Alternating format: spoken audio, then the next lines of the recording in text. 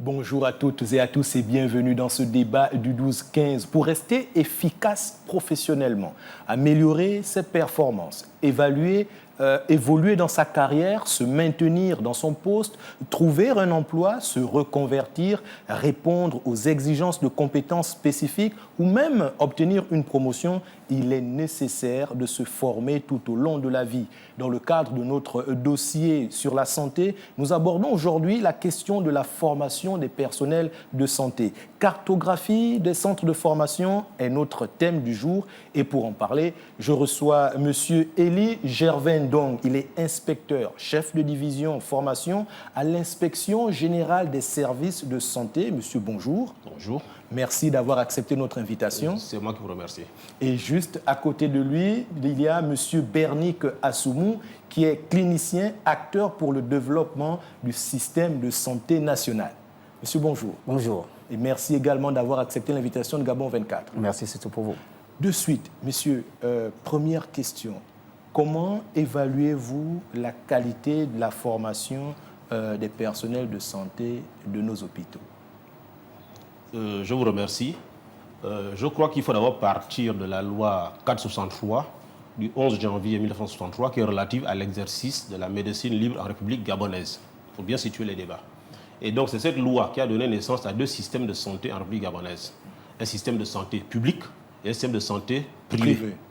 Alors, pour ce qui concerne le personnel de santé de nos hôpitaux publics, l'État a mis en place un certain nombre de structures de formation, notamment l'INFAS, ancienne ENAS, qui forme le personnel paramédical, et l'Université des sciences de la santé, qu'on appelait à l'époque la faculté de médecine, et qui, elle, forme des personnels médicaux.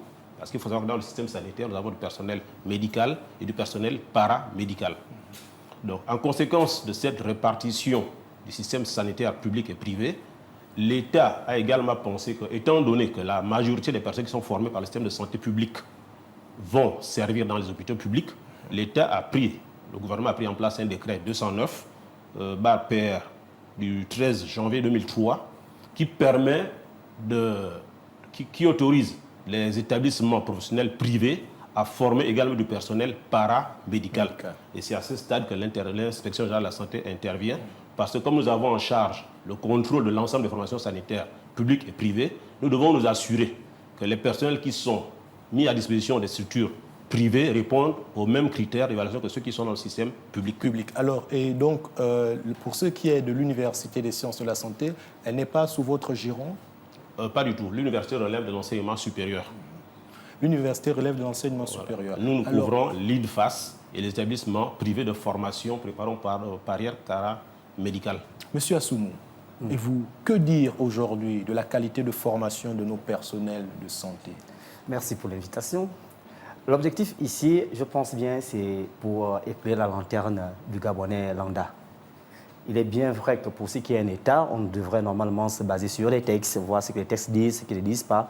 Mais les textes resteront sans voix s'il n'y a pas l'expression humaine à l'intérieur, en fait. Donc, ce que nous on fait, c'est d'évaluer sur le terrain, de regarder finalement qu'est-ce qu'on a et qu'est-ce que ça produit. Parce que la véritable question, c'est de savoir qu'est-ce que ça produit, où est partie la qualité. Parce que le déni, c'est de voir des gens qui travaillent, mais dont le professionnalisme a pris la peau d'escampette. Voilà. Justement, donc, on regarde sur la formation. Comme il était en train de le dire l'aîné, c'est subdivisé en deux entités. Nous avions une formation professionnelle et nous avions une formation que l'on va appeler universitaire. Les formations universitaires ne sont pas professionnelles, ce sont des formations de contenu. Parce qu'on aura besoin de cette ressource-là pour renforcer la ressource professionnelle. Alors attention, à l'Université des sciences de la santé, il y a les paramédicaux. Parce que la médecine seule forme tout un agglomérat de fonctionnalités. Et dans cette médecine, vous avez la paramédecine. Et là, vous avez la faculté de maïotique des sciences infirmières qui est installée au niveau de l'Université des sciences de la santé, qui a démarré il y a de cela près de 4 ans. Vous voyez, ce sont des décrets qui sont pris. Je ne veux pas m'enjonder ou rentrer dans les décrets, ce sont des choses de loi, même si je l'ai dit, c'est pour mon propre savoir. Tout ce que l'on veut maîtriser ici, c'est de savoir qui se forme, Où et comment? Où et comment, justement, pour aller de façon concrète, les usagers, lorsqu'ils vont dans les hôpitaux, relèvent souvent qu'il y a parfois la problématique liée à l'accueil. Ils se plaignent avec récurrence qu'ils ne sont pas toujours accueillis de façon sympathique. Et d'ailleurs, on a vu le gouvernement également prendre cette question avec beaucoup de sérieux et d'importance et organiser des séminaires de formation et de renforcement de capacité des personnels sur ces questions-là. Est-ce que c'est la formation qui pose problème à ce niveau? Je crois que je peux m'inscrire en faux parce que j'ai été longtemps directeur d'une école de santé moi-même, l'école de santé de Makoko. Et je sais que dans le cours, dans la formation des personnels paramédicaux, il y a tout un chapitre qui est lié à l'accueil du malade. Ça fait partie des formations. La formation initiale, on forme les élèves à recevoir le malade. Comment on l'accueille? Parce que l'infirmier, c'est le premier maillon de la chaîne hospitalière. C'est lui qui reçoit le malade en premier, il doit le mettre à l'aise, prendre les paramètres, ainsi de suite. Et donc, ces infirmiers sont parfaitement formés. Ce que nous observons dans nos hôpitaux, c'est qu'une fois sur le terrain, beaucoup ne mettent plus en pratique ces formations qu'ils ont reçues. Et c'est dû à quoi, monsieur l'inspecteur? Mon collègue peut peut-être compléter, qui est dans un hôpital, mais pourtant nous faisons des contrôles. Et il y a également des séances de formation. À l'INFAS, il y a la formation initiale et il y a des formations continues. Au cours de ces formations continues, nous rappelons régulièrement les règles d'accueil, comment recevoir les malades et ainsi de suite. Nous sommes surpris. Je crois qu'il faut accentuer les contrôles. Et vous, monsieur, je pense plutôt... Non, il y a une explication claire et nette de cette situation-là. L'explication, c'est qu'il n'y a pas de suivi. Vous comprenez? Le suivi, c'est quoi? C'est qu'il faut d'abord définir ce qu'on attend par l'accueil. Il ne faut pas confondre l'accueil à la réception. D'accord? Les professionnels de santé, que ce soit les aides-soignants, les auxiliaires, les infirmiers ou les médecins, quel que soit le grade, sont appelés à l'accueil. L'accueil est un processus continu de réception de la personne dans sa globalité. On parle de l'holisme de la personne famille, donc de notre population qui crie le besoin. Le problème ici, puisqu'on parle de formation, c'est ce qui se trouve dans la formation. Bien. Vous comprenez? Oui. Il ne suffit pas de faire des contrôles. Qu'est-ce que l'on va contrôler? On va contrôler ce dont on a appris sans pour autant avoir la mesure d'être en santé. Alors, allons plus loin. Une fois qu'on a suivi justement des cours théoriques dans les différents centres de formation, il y a ensuite des stages pratiques. Je pense que c'est à ce moment qui est propice justement pour mettre en œuvre les cours qui ont été reçus dans les différents centres pratiques, dans les différents centres de formation. Mais à quel niveau? Ça coince à quel niveau? En effet, comme l'a souligné mon collègue, c'est un problème de contrôle continu. Dans la formation de base, ils reçoivent ces cours. Le problème, c'est la mise en œuvre. Et donc, il faut qu'effectivement la hiérarchie surveille. Il faut que la hiérarchie surveille, qu'il faut également des séminaires régulièrement. C'est une pratique courante, en fait, dans l'hôpital. C'est une pratique courante. Alors, si on revient encore une fois, pardonnez-moi d'insister sur ce point, on va évoluer effectivement dans le débat, mais pour ce qui est de la formation des infirmiers, nous apprenons qu'il faut en moyenne 3 ans avoir une licence professionnelle avant d'aller exercer. Est-ce que c'est toujours le cas pour nos infirmiers? Bon, ce que j'essaye de vous dire, c'est que ne recommencez pas à regarder la formation académique avant de voir le style de formation. Quand ce qu'on entend par style de formation, ce sont des personnes, je n'ai pas envie de dire individus, ce sont des personnes qu'on va former. Le choix de qui on forme. Nous avions confondu la profession au métier. D'accord? Quand il s'agit des systèmes de santé, on a un classement que l'on fait en termes de paradigme. Cela, j'en ai initié dans l'une des missions ici. Nous avions 3 paradigmes d'évolution. Vous avez la catégorisation qui voulait que dans les années 57, d'accord, que l'on prenne qui veut aider à l'hôpital à exercer, d'accord, le service. Exercer le service, pas donner un soin. D'accord. À ce moment, on prend qui on veut. On s'en fout des dimensions éthiques, on s'en fout de la dimension déontologique. On veut juste la personne. Mais lorsque vous décidez de quitter la catégorisation, de rentrer dans l'intégration et de quitter l'intégration pour la transformation, il faut changer des personnes sélectionnées. Alors, si vous donnez le pouvoir à la fonction publique d'organiser des concours de recrutement, vous allez ramasser tous les besoins d'urgence. Et à ce moment-là, vous aurez des personnes qui n'ont pas en eux la vocation d'exercer les soins de santé. Parce que quand on dit accueil, et cela, ça incurge un peu des professionnels que nous sommes, quand on dit accueil, on parle à la réception. Il ne s'agit pas d'un bureau où on reçoit quelqu'un, bonjour, comment tu veux. Non, non, non. C'est bien sûr qu'à l'intérieur, la réception s'y trouve dans l'accueil, mais l'accueil, comme je le disais, c'est un processus continu et qui appelle tout le monde, du brancardier au professeur agrégé. Donc, et qui contribue même en quelque sorte même en des soins déjà. C'est le premier soin d'un professionnel de santé. Donc ça ne s'apprend pas l'accueil. C'est un esprit. D'où le choix au départ qu'on appelle un baromètre de pression à qui veut exercer. Ce n'est pas qui veut, mais qui peut. Est-ce que tu es capable d'assumer la pression que va te opposer la structure hospitalière en termes d'activité, en termes d'utilité et en termes de manque de matériel? Alors, monsieur l'inspecteur, pour avancer, en termes de formation, monsieur Assoumou parle de filtres. Est-ce que des filtres sont suffisamment mis à l'entrée pour voir les personnes qui sont formées dans les métiers de la santé, ou bien les besoins font que on accepte tout le monde? L'unique filtre, c'est le concours. C'est comme dans tous les métiers, malheureusement.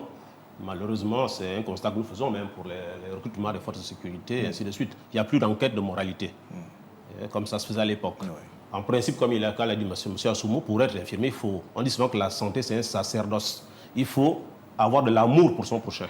Ce n'est pas un métier où on va pour chercher de l'argent. Il faut avoir un état d'esprit qui vous prépare à recevoir et à avoir de l'empathie pour les autres. En fait, c'est un état d'esprit. Et ça, les concours ne peuvent malheureusement pas filtrer ce genre de comportement. Mais le concours permet de sélectionner les meilleurs possibles sur la base des notes obtenues. Et je vous disais tantôt que pour ceux qui sont des infirmiers assistants, on les prend au niveau BEPC et la formation dure 2 ans. Pour les infirmiers d'État, c'est au niveau bac, et là ça dure 3 ans, et ainsi de suite, en fonction des niveaux de recrutement et des niveaux de formation.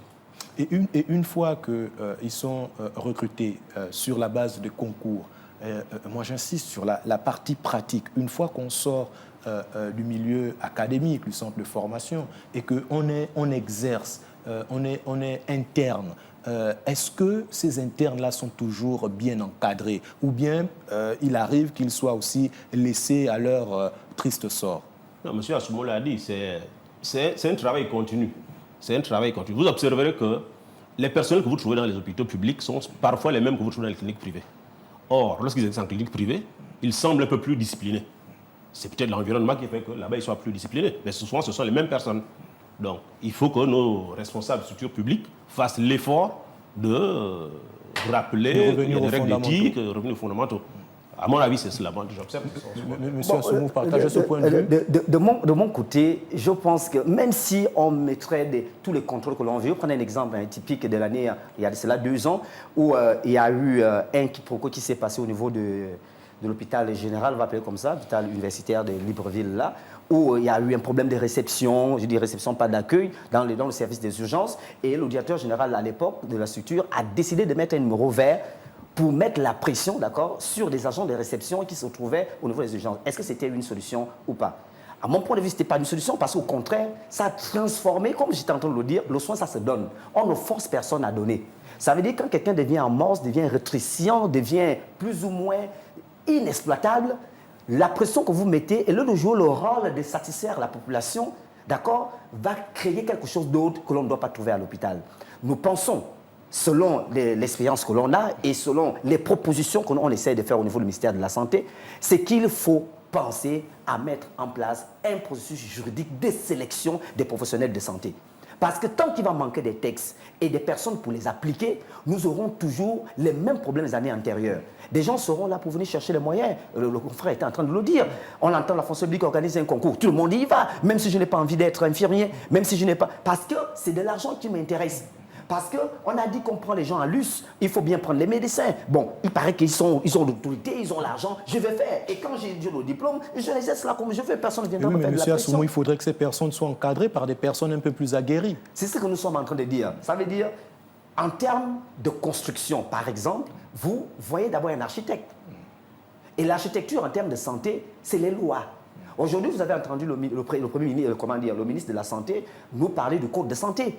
Comment pouvez-vous concevoir qu'un État comme le Gabon, nous sommes en 2025, 2024, 2025, c'est maintenant que vous savez qu'il y a un problème de code de santé. Donc si vous avez un problème de code de santé, sachez que les infirmiers aussi ont un problème de cadre juridique. S'ils ont un problème de cadre juridique, cela signifie que ces infirmiers-là ont un problème de cadre, de contrôle, ce qu'on appelle l'ordre des infirmiers. Si vous n'avez pas d'ordre, vous avez quoi? C'est pas le désordre? Mais alors, vous voulez cadrer les gens dans l'ordre que vous n'en disposez pas. Aujourd'hui, vous parlez d'infirmiers assistants. Ça n'existe pas, ça n'existe nulle part. Dans quel pays vous avez entendu parler de ça? Il n'existe pas d'infirmiers assistants. Ce sont des aides-soignants. Soit tu es infirmier, soit tu ne l'es pas. Alors, et pour aller encore plus loin, en parlant de nos structures d'accueil, est-ce qu'aujourd'hui, ce sont des structures dotées des équipements qui facilitent également la mise en œuvre des apprentissages en milieu académique? Est-ce que nos structures sont dotées de tous les équipements nécessaires pour faciliter la mise en œuvre des cours qui ont été suivis dans les centres de formation? Oui et non. Oui et non, parce que c'est un processus qu'on améliore en permanence. Je crois que l'État a fait quand même des efforts ces dernières années pour doter nos établissements publics du minimum des outils pédagogiques. L'État fait des efforts. Mais il y a toujours quelque chose de matière à améliorer.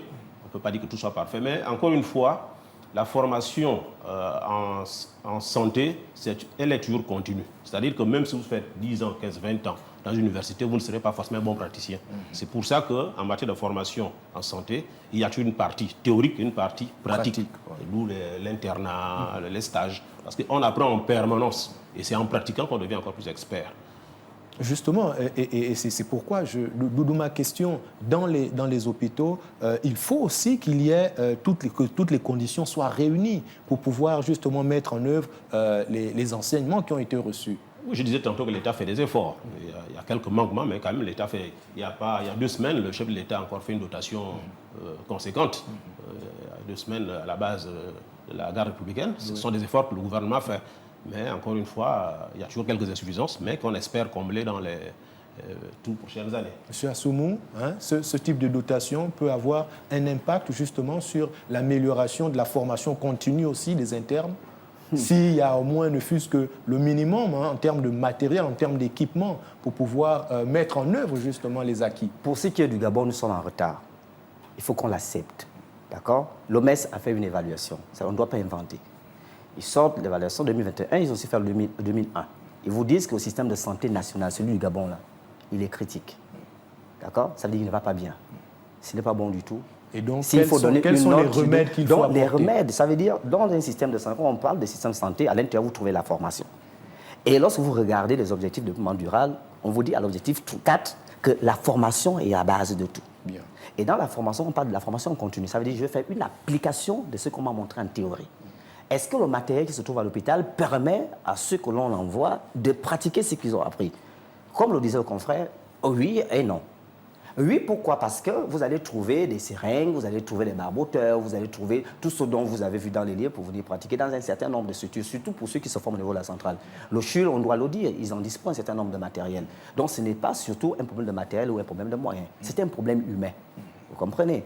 Maintenant, un problème humain, pourquoi? Parce que c'est l'humain qui prend des mesures. Et les premiers humains à prendre des mesures, c'est nos gouvernants. D'accord? En commençant par le ministre de la Santé, le président de la République, qui doivent décider du virage ou de la politique à adopter pour l'amélioration du système de santé dans sa formation, une formation qui doit être optimalisée, en fait. Vous comprenez? Comment une formation doit-elle être optimalisée? Il faut regarder qui, et je le répète, doit être formé.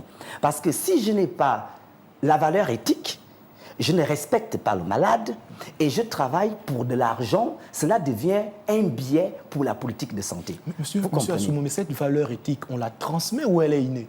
Non, on peut l'enseigner, mais les gens doivent avoir au départ une vocation, on ne l'acquiert pas. On est avec une vocation. Vous voyez des enfants, quand ils voient son père enseignant, ils commencent, je aussi vais être enseignant, ils commencent à taper l'herbe à gauche et à droite. Et les mauvais exemples ne sont pas à même de servir de modèle. Voilà. Donc, lorsqu'on fait une mesure, d'accord, de la personne, comme le disait l'aîné, les enquêtes de moralité, l'engagement, qu'est-ce qui t'envoie à faire telle ou telle chose? C'est parce que j'ai vu ma mère, j'ai vu un frère. Demandez à n'importe quel Gabonais, tu veux être médecin ou infirmier? Je veux être médecin.